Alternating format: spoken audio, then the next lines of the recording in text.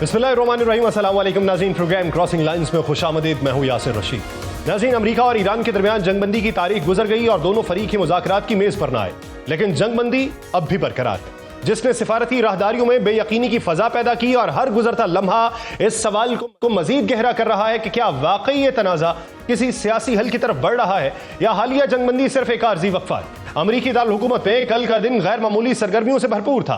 White house में आला सतह की मुशावरतें जारी थीं, एयरफोर्स वन तैयारा तैयार हालत में खड़ा था और नायब सदर जेडी वैंस के इस्लामाबाद रवानगी के इम्कानात ज़ेर बहस थे, लेकिन कोई हतमी फैसला सामने नहीं आ रहा था। उसी गैर यकीनी सूरत हाल में मुज़ाकरात का दूसरा दौर मौखर हुआ, जिसने आलमी सतह पर तशवीश की लहर दौड़ा दी। इस दौरान अमरीकी सदर डोनाल्ड ट्रंप ने अचानक यह ऐलान किया कि ईरान के साथ आरजी जंगबंदी में तौसी कर दी गई और उनके मुताबिक ये फैसला पाकिस्तान के वज़ीर आज़म शहबाज शरीफ और chief of army staff field marshal Syed Asim Munir की दरखास्त पर किया गया, जिन्होंने सिफारती कोशिशों को वक्त देने के लिए अमरीका से मजीद मोहलत मांगी थी। उन्होंने यह भी कहा कि अमरीकी अफवाज इस वक्त तक ईरान पर हमले से बाज रहेंगी जब तक कोई मुतफ़िका सियासी फार्मूला तय नहीं पा जाता, लेकिन उन्होंने साथ ये भी कह दिया कि ईरान की बाज़ बंदरगाहों की नाकाबंदी जारी रहेगी। दूसरी जानिब ईरान भी आबनाए हरमुज पर अपना कंट्रोल मजबूत कर रहा है। ईरानी मीडिया के मुताबिक ईरानी पासदारान इनकलाब की बहरिया की जानिब से आबनाए हरमुज में 2 जहाज़ों के तहवील में लिया गया, जिनमें से एक पैनमा और दूसरा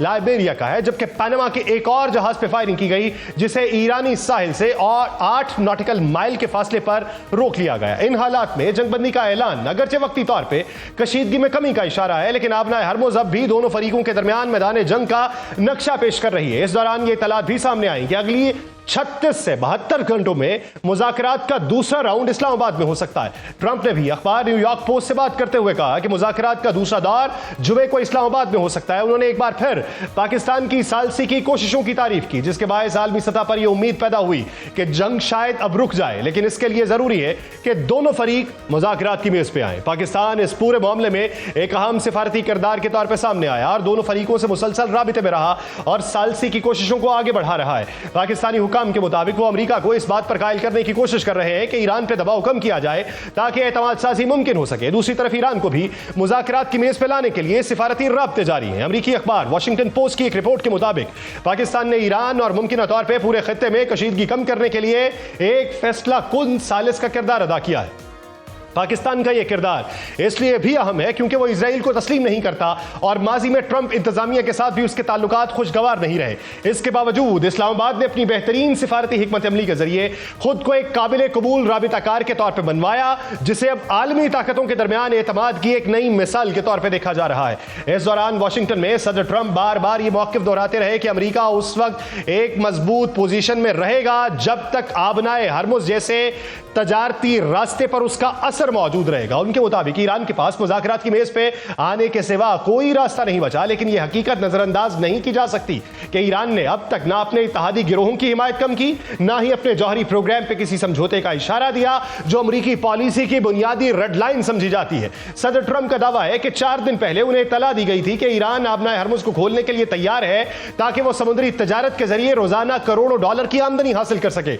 दूसरी जानिब अमरीकी वजीर खजाना स्कॉट बेस्टेंट ने ईरान के खिलाफ मुआशी हिकमत अमली की तफसीलात बयान करते हुए यह दावा किया कि ईरानी बंदरगाहों और बिलखुसूस खारक जजीरे पर तेल जखीरा करने की गुंजाइश तेजी से खत्म हो रही है और ईरान को जल्द अपने तेल के कुएं बंद करने पर मजबूर होना पड़ सकता है। उन्होंने वाज़ेह किया कि अमरीकी पाबंदियों का मकसद सिर्फ दबाव डालना नहीं बल्कि ईरान की माली नकलो हरकत को मुकम्मल तौर पर महदूद करना भी है और जो भी मुल्क या इदारा उन पाबंदियों को नजरअंदाज करने की कोशिश करेगा उसे भी नताइज भुगतना होंगे। दूसरी तरफ ईरान की अस्करी और सियासी क़यादत ने इन बयानात को खुली धमकी करार दिया। ईरान की ताकतवर पासदारान इनकलाब ने 2 टोक अल्फाज में कहा कि खित्ते के जनूबी ममालिक को इस बात का इदराक होना चाहिए कि अगर उनकी सरजमीन ईरान के खिलाफ इस्तेमाल हुई तो वो खुद भी उसके नताइज से महफूज नहीं रहेंगे। पासदारान इनकलाब ने यह भी कहा है कि आइंदा किसी भी हमले की सूरत में ईरान किसी मखसूस जुग्राफियाई हद तक महदूद नहीं रहेगा, बल्कि वो हर उस मकाम को निशाना बनाएगा जहां उसे खतरा महसूस होगा।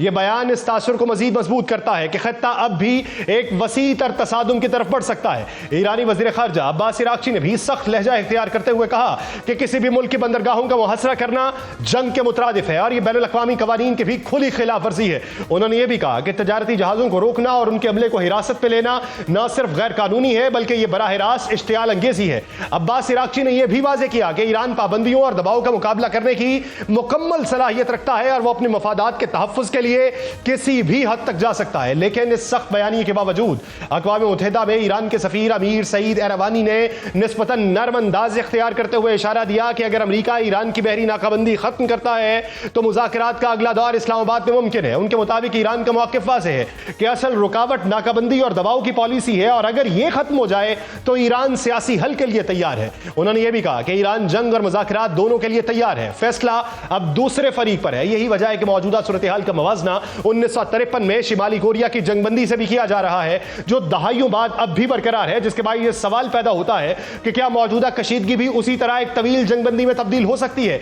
इस दौरान सिफारती महाज पर यह कोशिशें जारी हैं कि अमरीका ईरान का तेल बरदार जहाज छोड़ दे ताकि कशीदगी में कमी आए। एक और रिपोर्ट यह बताती है कि पाकिस्तान ने अमरीका से ईरानी तेल बरदार जहाज और उसके अमले की रिहाई की दरखास्त की जिसे अमरीकी अफवाज ने हालिया दिनों में कब्जे में लिया था। यह वो मामला है जिसने ईरान और अमरीका के दरमियान मुज़ाकराती अमल को पेचीदा करने में नुमाया किरदार अदा किया और ईरान की अमरीका पर बदएतमादी में इजाफा हुआ। पाकिस्तानी वज़ीर आज़म शहबाज शरीफ ने ट्रंप का शुक्रिया अदा करते हुए कहा कि जंगबंदी में तौसी खित्ते में अमन की कोशिशों के लिए एक अहम मौका है। उनका कहना था कि पाकिस्तान खुलूसे नीयत के साथ इस तनाज़े के पुरअमन हल के लिए अपना किरदार अदा करता रहेगा और उम्मीद है कि इस्लामाबाद में होने वाले मुमकिन मुज़ाकरात एक जामे अमन मुआहिदे की तरफ बढ़ सके। लेकिन मुबस्सरीन के मुताबिक असल मसला यह है कि न जंग खात्मे के लिए कोई वाज़ेह टाइमलाइन मौजूद है, न ही मुज़ाकरात के हतमी नतीजे का कोई खाका मौजूद है। यूं इस वक्त सूरत हाल यह है कि दोनों ही फरीक ज्यादा से ज्यादा वक्त हासिल करने की कोशिश कर रहे हैं लेकिन कोई भी बुनियादी मौक़िफ़ से पीछे हटने को तैयार नहीं।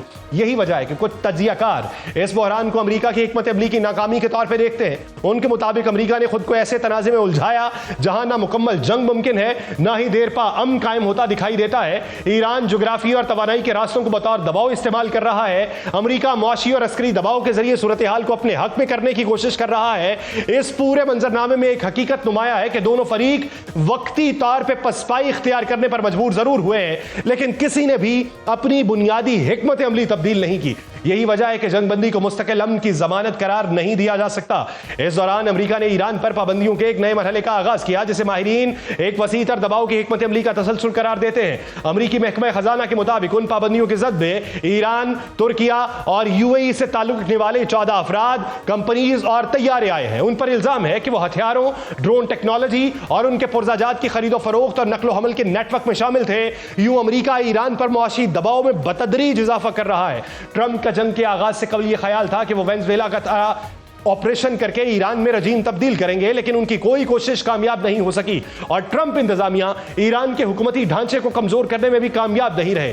जंग के दौरान ईरान की जानिब से आबनाए हरमुज में बहरी आमदोरफ्त महदूद करने के इकदाम ने आलमी तवानाई सप्लाई को मुतासिर किया और इस तनाज़े को एक इलाकाई मसले से बढ़ाकर आलमी बहरान की शक्ल दे दी। इस दौरान अमरीका में दिफाई अखराजात में गैर मामूली इजाफा हुआ। पेंटागन ने माली साल 2027 के लिए तकरीबन $1.5 खरब के दिफाई बजट की तजवीज़ दी है जो अमरीकी की तारीख का सबसे बड़ा बजट तस्वुर किया जा रहा है। उसमें ड्रोन टेक्नोलॉजी के लिए भारी रकम मुख्तस की गई जबकि खुदकार जंगी निजाम, एआई और डेटा इंफ्रास्ट्रक्चर को गैर मामूली तरजीह दी गई। फजाइया के लिए जदीद लड़ाका तैयारों की खरीदारी में इजाफा किया जा रहा है। बहरिया के लिए दर्जनों जंगी और मुआविन जहाजों का मंसूबा शामिल है जिसे गोल्डन फ्लीट के नाम से पेश किया जा रहा है। उसके साथ मिज़ल दिफाई निजाम को भी नए सदारती तरजीहात में मरकजी हैसियत दी गई।